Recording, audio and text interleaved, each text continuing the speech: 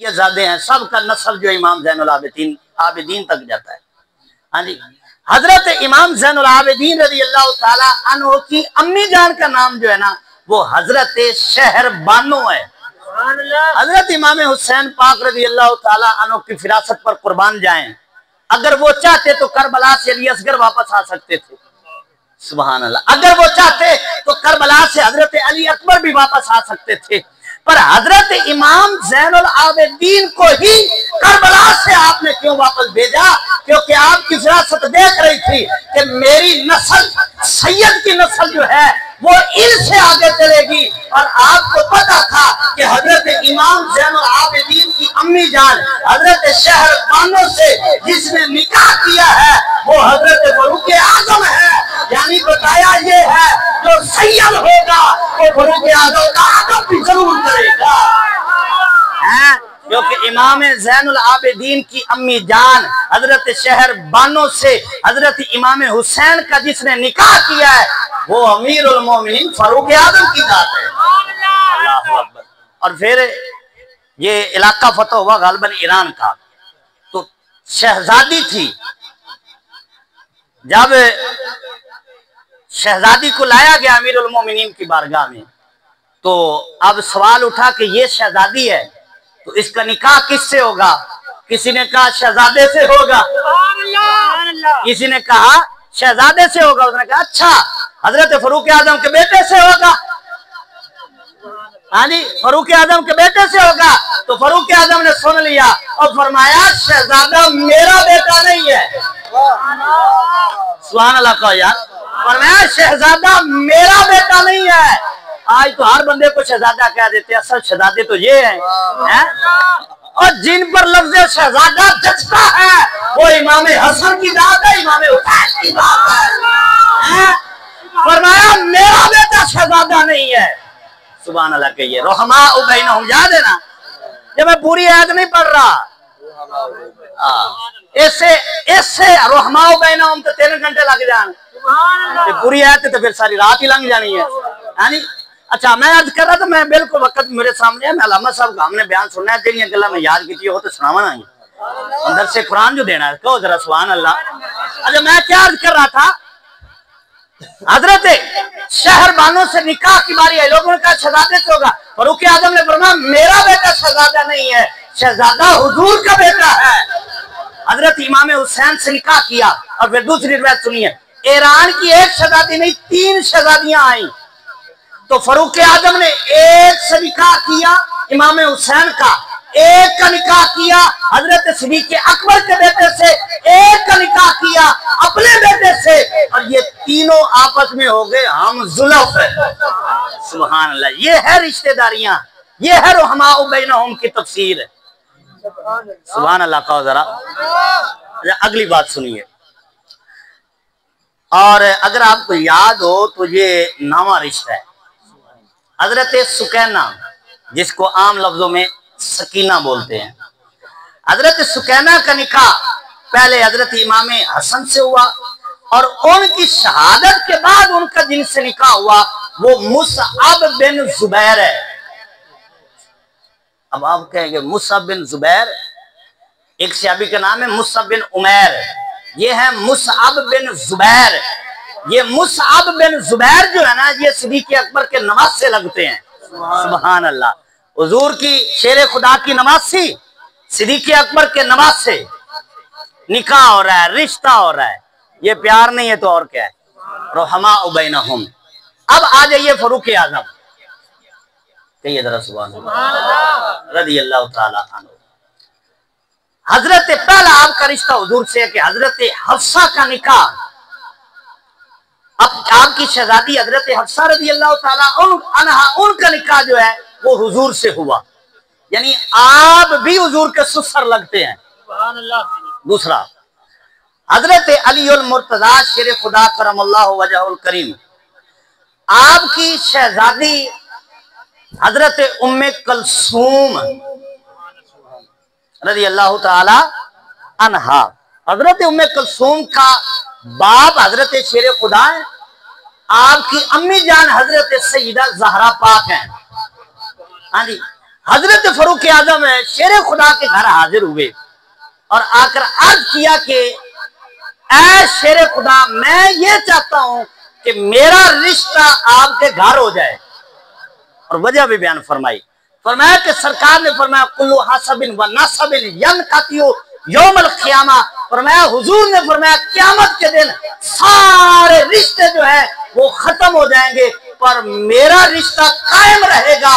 हजरत फरूक आजम अर्ज करते हैं, कहते हैं कि ऐ अलीउल मुर्तजा शेर खुदा करमल्लाहु वजहुल करीम, क़यामत के दिन जिस तरह हुजूर से आपका रिश्ता जुड़ा होगा, मैं चाहता हूं मेरा रिश्ता भी कायम रहे।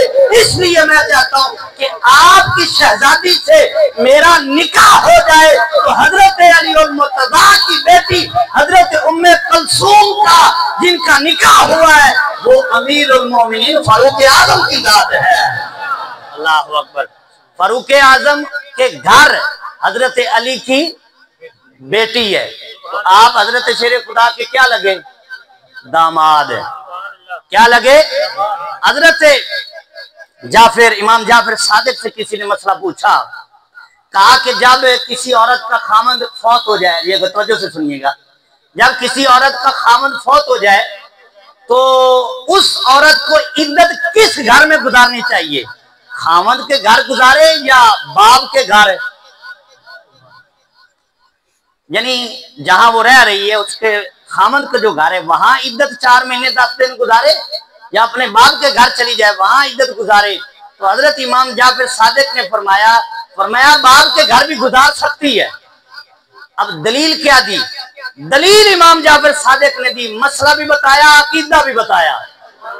यानी इमाम जाफिर सादिक रज़ी अल्लाह ताला अन्हु फरमाते दलील ये है कि जब फारूक आजम रज़ी अल्लाह ताला अन्हु का विसाल हुआ तो उनकी ज़ौजा हजरत अली और मुर्तजा की बेटी हजरत अली आए, अपनी बेटी को घर लेकर गए। फरमाया ऐ बेटी तू इद्दत आकर मेरे घर में गुजार ले। तो ये दलील भी फरमाया दलील हजरत शेर खुदा का अमल है।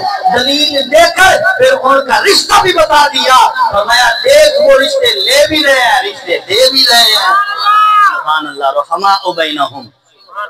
ये है मोहब्बत की मिसालें। आ जाइए हजरत उस्मान गनी रज़ी अल्लाह ताला। हजरत उस्मान गनी को एक तो पूरी कायनात में फजीलत हासिल है जो किसी को हासिल नहीं, पूरी कायनात में। हजरत आदम अलैहिस्सलाम से लेकर सरकार अलैहिस्सलाम तक, हुजूर के बाद तो कोई नबी आएगा नहीं। हाँ जी, हुजूर अलैहिस्सलाम तक पूरी कायनात में, पूरे आलम इंसान में किसी को यह फजीलत हासिल नहीं है जो उस्मान गनी को हासिल है कि एक नबी की 2 बेटियां किसी के निकाह में आई हो।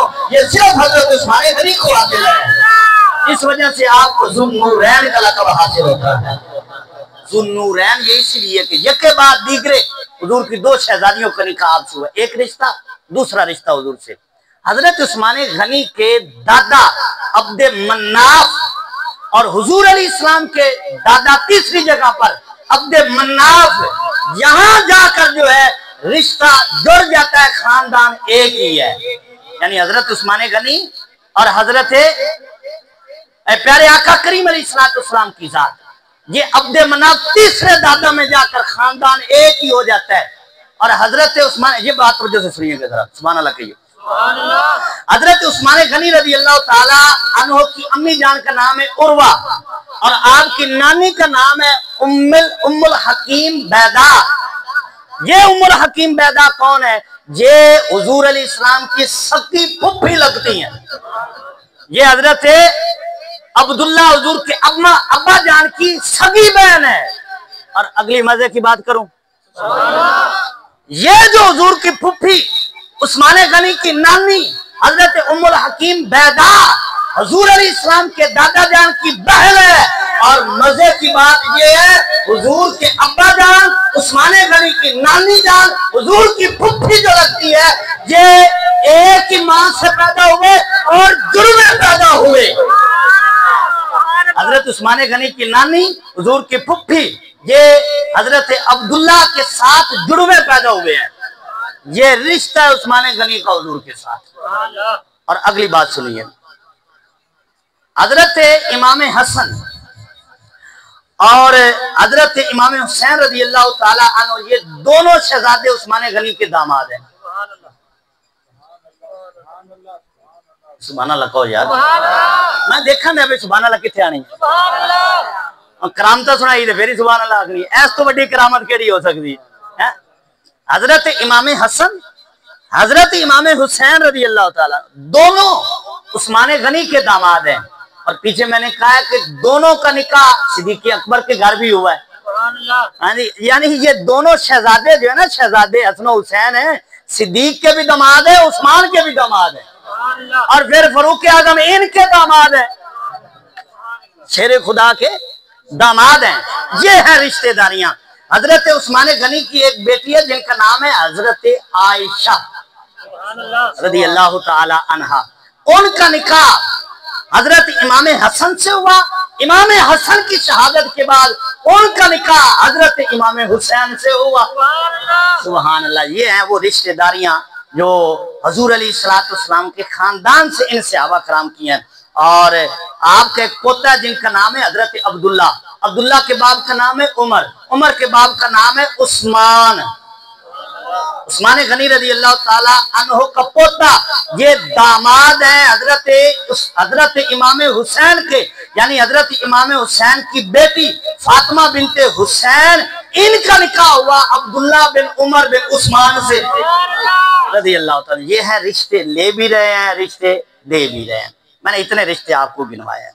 और फिर आ जाइए आखिरी बातें हजरत शेर खुदा अली उल मुर्तजा करमल्लाहु वजहुल करीम, सुनियों के दिल की धड़कन, पीरों के पीर, रोशन जमीर, हजरत अली उल मुर्तजा शेर खुदा करमल्लाहु वजहुल करीम। आप हुजूर के दामाद हैं। हजरत उस्मान गनी की हम जुल्फ हैं। उस्मान गनी भी हुजूर के दामाद, शेर खुदा भी हुजूर के दामाद। हाँ जी, हुजूर की प्यारी बेटी लख्त जिगर हजरत सईदा खातून जन्नत रज़ी अल्लाह ताला अन्हा का निकाह सरकार ने शेर खुदा से किया। और फिर शेर खुदा की शान ये है कि ये पले भी मुस्तफा के घर हैं। सरकार ने तरबियत इनकी खुद की है। और जब निकाह हुआ तो सरकार ने फरमाया कायनात की बेहतरीन औरत का निकाह कायनात के बेहतरीन मर्द से कर रहा हूँ, यानी हजरत अली उल मुर्तजा शेर खुदा रज़ी अल्लाह ताला अन्हो। और फिर इनकी मोहब्बत की मिसाल देखिए, आखिरी बात है, उलमा साहब का बयान सुनते हैं। हजरत सिद्दीक़ अकबर रज़ी अल्लाह ताला अन्हो और हजरत फरूक आजम रज़ी अल्लाह ताला अन्हो से हजरत शेर खुदा की मोहब्बत की एक मिसाल देखिए।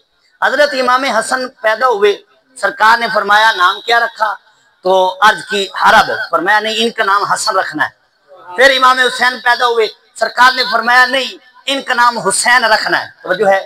और साथ सरकार ने फरमाया इनका नाम हजरत हारून अलैहिस्सलाम के बेटों पर रखेंगे, शब्बीर और शब्बर। शब्बीर और शब्बर का अरबी में जब तर्जमा करेंगे हसन और हुसैन बनेगा।